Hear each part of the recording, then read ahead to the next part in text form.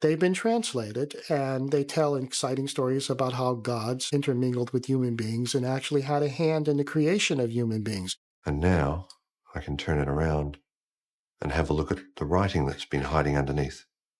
So no one's seen that writing for 4,000 or 5,000 years? Yeah, the only person that's seen it previously is the one who wrote it.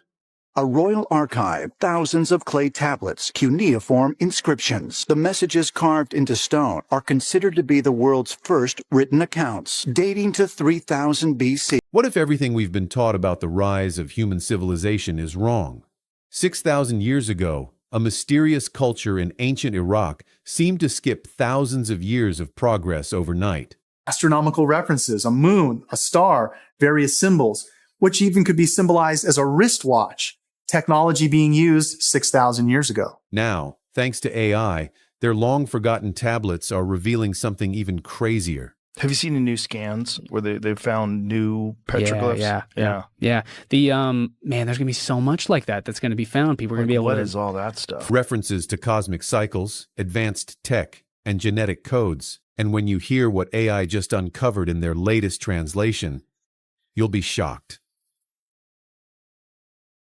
The strange civilization. What if the story of human civilization didn't start the way we think it did? 6,000 years ago, in a land between two great rivers, something happened that still shakes historians today. In modern Iraq, where the Tigris and Euphrates flow, a sudden civilization rose almost overnight. They called themselves the Black-Headed Ones. We know them as the Sumerians. Now here's the thing. This wasn't some slow climb from hunting and gathering. Other cultures needed thousands of years to develop writing, laws, and astronomy. But in Sumer, it all seemed to explode at once. Villages transformed into vast city-states, Eridu, Uruk, Ur, and at the heart of it all, mud. But this wasn't just any mud. The Sumerians saw potential that no one else did. They baked it into bricks, built entire cities with it. They shaped it into vessels, tokens for trade. But the real breakthrough, they used it to create memory. They invented cuneiform, wedge-shaped marks pressed into clay tablets. And that changed everything. For the first time, humans could record thoughts permanently. Not just grain counts or tax lists, though those mattered, but royal decrees, contracts, poetry, and entire stories. Stories that would outlive their creators by millennia. And get this, when they started writing numbers, they didn't mess around. They used a base 60 system, and the truth is, we still live with that legacy today. 60 seconds in a minute, 60 minutes in an hour, 360 degrees in a circle.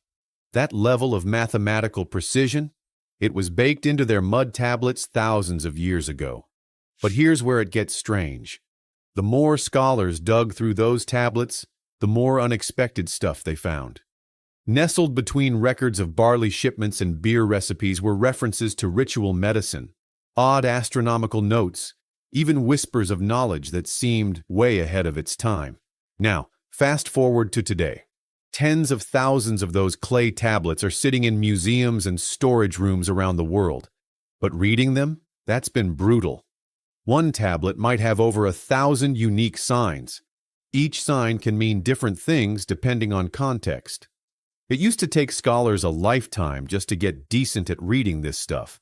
Only a tiny group of experts could even try. And that's where AI changes the game. In Munich, researchers started using machine learning to digitally piece together broken tablets. Think of it like solving the world's oldest and hardest jigsaw puzzle. At first, the AI could only match fragments, but it learned fast. Soon it could recognize writing patterns, isolate texts, and even read across different scribes and styles spanning centuries.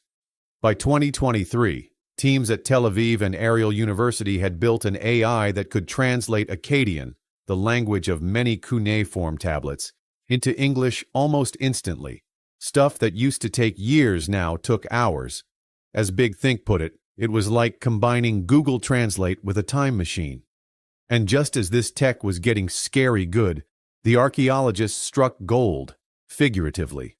New digs revealed tablets in such pristine condition that they could serve as master texts to help verify the AI's translations.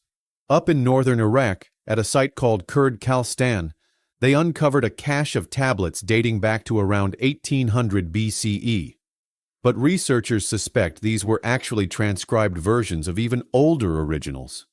Around this same time, another site, Girsu, one of the earliest Sumerian cities, coughed up more than 200 untouched cuneiform tablets, along with 60 cylinder seals. The kicker? These finds were preserved in bitumen-lined containers, which protected them from moisture and damage. And because these tablets referenced even earlier events, many historians now think they hold knowledge from the dawn of Sumer itself. But the story wasn't slowing down. By 2025, new tools from Würzburg University were pushing the limits even further. They could now detect idioms, technical terms, subtle meanings that human translators had missed for decades. But what was it saying? Well, turns out those strange astronomical notes weren't just random observations. The tablets show detailed records of planetary motion, solstices, and even hints of Earth's precession. A subtle wobble in the planet's rotation that modern astronomers only fully understood in recent times. So, were the Sumerians tracking cosmic cycles spanning tens of thousands of years? The data says yes, but it didn't stop with the stars. The revelations kept coming. In medicine, the tablets described antiseptics, trauma treatments, even pulse diagnostics. They recorded family health data in ways that suggested an understanding of inherited traits, something genetics wouldn't formally explain until the modern era. And then, things got electric, literally. Some tablets described copper and iron vessels immersed in acidic liquids. The words they used? Currents, spark, powerful glow. Sound familiar? The so-called Baghdad battery, an ancient artifact found millennia later, matches this description almost exactly. Were the Sumerians experimenting with electricity thousands of years ago? Whether it was by accident or design, they were documenting processes that line up eerily well with modern electrical concepts. But the biggest twist? It wasn't just about science. Some of the darkest, strangest references in the tablets talk about stones that scorch the earth and poison fields, buried deep to contain their danger. Today, we know about desert glass, fused quartz formed by extreme heat, possibly from meteor impacts or something else. Could those ancient stones be connected? Some researchers think so. Others whisper of lost technologies or weapons that defy easy explanation. And that's where the myth part comes crashing in. The Anunnaki. You've probably heard that name before. In early Sumerian myth, they were cosmic judges, spiritual beings. But in modern fringe theories, popularized by Zecharia Sitchin, they become ancient astronauts. According to Sitchin, the Anunnaki came from a distant planet called Nibiru over 400,000 years ago. Their mission? To mine Earth's gold. And to do that, they supposedly engineered humans as a labor force through genetic manipulation. Outlandish? Maybe. But here's the thing.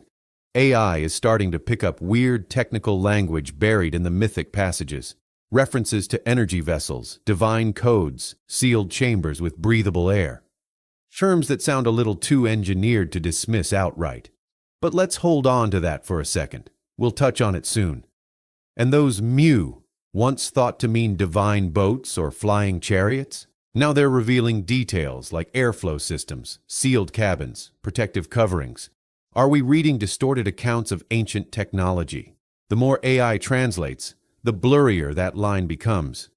Before we dive any deeper, though, if you haven't already hit that subscribe and like button, go ahead and run that up real quick. Show love before we move on. The origin of human race. But the story of Sumer isn't just about stars and flying chariots. It's about us. And their tablets don't whisper about human origins. They shout it. Texts like the Atrahasis and Eridu Genesis pull no punches. They say humanity was created, not by chance, not by nature, but by design. So here's the setup. The way these tablets tell it, there was a full-on rebellion in the heavens. The lesser gods, called the Agigi, were sick of doing manual labor. And when they finally revolted, the higher gods, the Anunnaki, needed replacements, fast. Their solution? Whip up a brand new being, one that could take orders and handle the hard work. And how'd they do it? according to the tablets, by crafting a human from clay and what they called divine essence. And they gave this first human a name, Adamu. Sound familiar? Yeah, you're not alone. The parallels to later religious texts are a little hard to miss, but that's not even the weirdest part. At first, these humans were apparently a mess, sterile, not too bright, basically not ready for prime time. So what did they do? They tweaked them over and over again until they finally got it right, humans who could reproduce and get to work. Now here's where things start to sound a little less like myth and a lot more like a lab project. Thanks to AI, we're picking up phrases buried in these ancient lines like essence mixture, prototype yield, reproductive capacity. And naturally, this is where ancient astronaut theorists start leaning in hard, because they point to modern genetic oddities, like the sudden fusion of human chromosome 2, as potential leftovers from ancient tinkering. Did someone out there mess with us? Mainstream scientists say no. But the debate? Oh, it's far from over. And speaking of ancient visitors, here comes one of the most controversial parts of the whole story. Nibiru. Yeah, Zecharia Sitchin's infamous theory. He claimed the Anunnaki came from a distant planet on a wild looping orbit, one that takes 3,600 years to circle the sun. According to him, they first showed up about 450,000 years ago. And every time Nibiru swung by Earth, it triggered waves of civilizational rise and fall. Now, whether you believe that or not, here's the thing. Sumerian tablets do record cataclysms.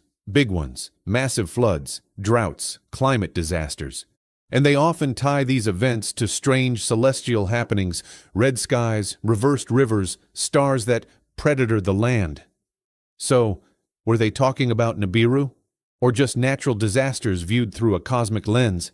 And this is where AI starts making things even messier, because it's showing that many of these old tablets don't just tell wild stories.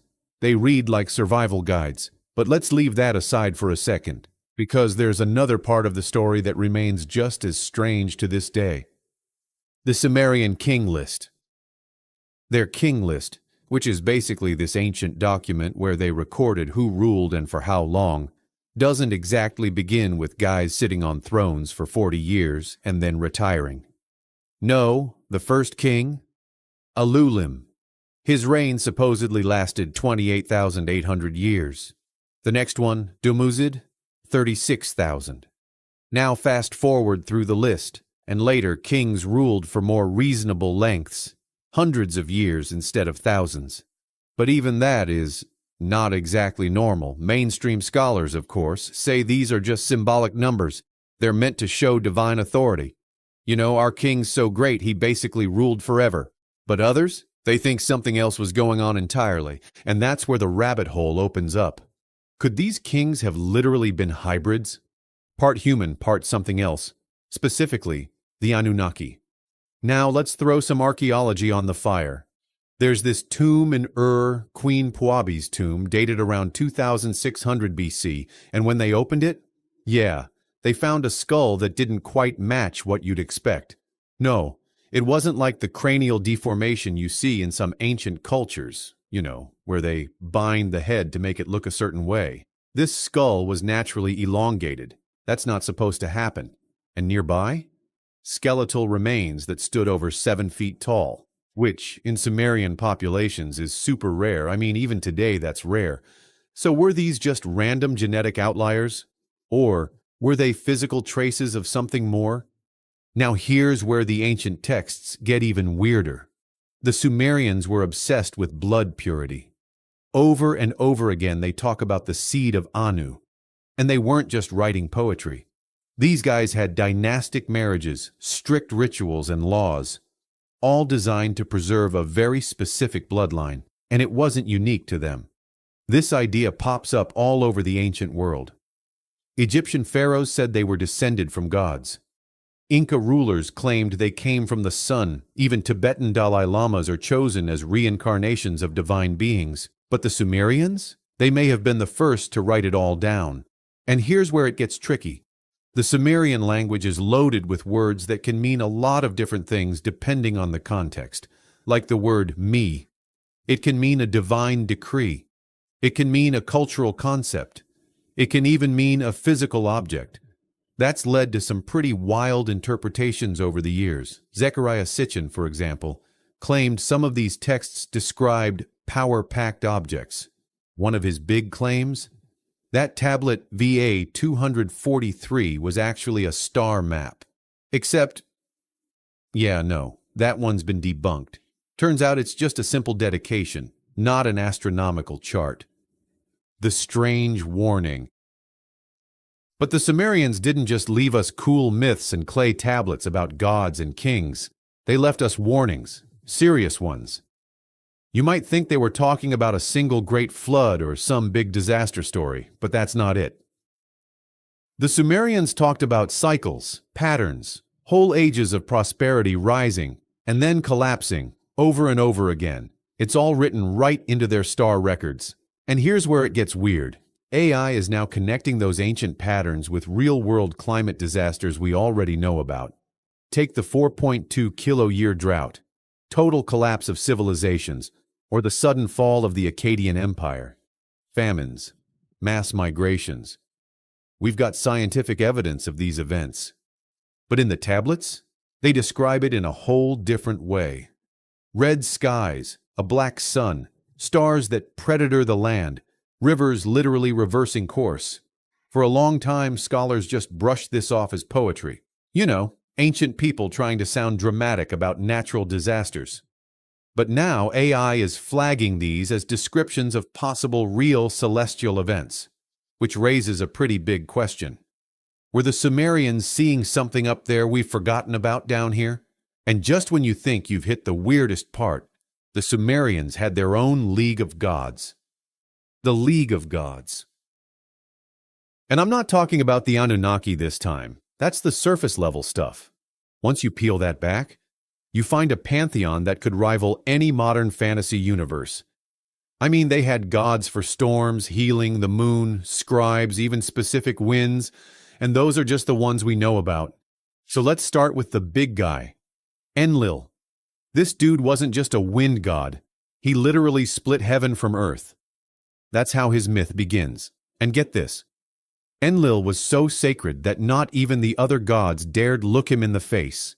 He ruled from a massive temple called Ikur in Nippur and basically ran everything from agriculture to kingship to the laws of existence themselves. We're talking about celestial executive power here. Now, Enki, he was the trickster, god of fresh water, wisdom, and creation, the kind of cosmic engineer you'd want on your side. His story? He took down his own father, shaped the world, and supposedly gave humans the power of intellect and magic.